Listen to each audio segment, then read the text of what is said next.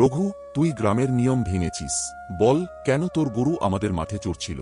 প্রধানজি, আমার গরু না বুঝে মাঠে ঢুকে গেছিল, আমি কিছু জানতাম না। তুই জানবি না? গ্রামে এই নিয়ম নতুন নাকি? নিয়ম ভাঙলে শাস্তি পেতেই হবে। এবার তুই পঞ্চায়েতে 500 টাকা জরিমানা দিবি। কিন্তু প্রধানজি, আমার বাড়িতে খাওয়ার মতো টাকা নেই, 500 টাকা কিভাবে দেব? টাকা দিতে পারবি না? তাহলে তোর গরু আটক থাকবে। প্রধানজি, গরু ছাড়া আমার পরিবার কিভাবে চলবে? ওটাই তো আমাদের একমাত্র ভরসা। গরু ছাড়া চলবে না? তাহলে নিয়ম মেনে চলতে শেখ। রঘু গ্রামের লোকজনের কাছে নালিশ করতে যায়।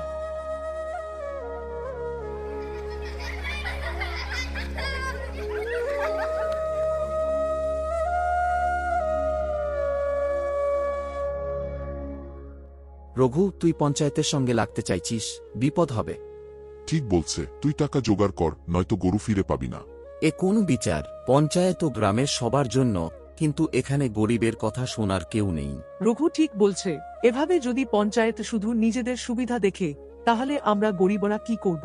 হ্যাঁ, এবার পঞ্চায়েতের অন্যায় বন্ধ করতে হবে। পঞ্চায়েতে গ্রামের লোকজন জড়ো হয়।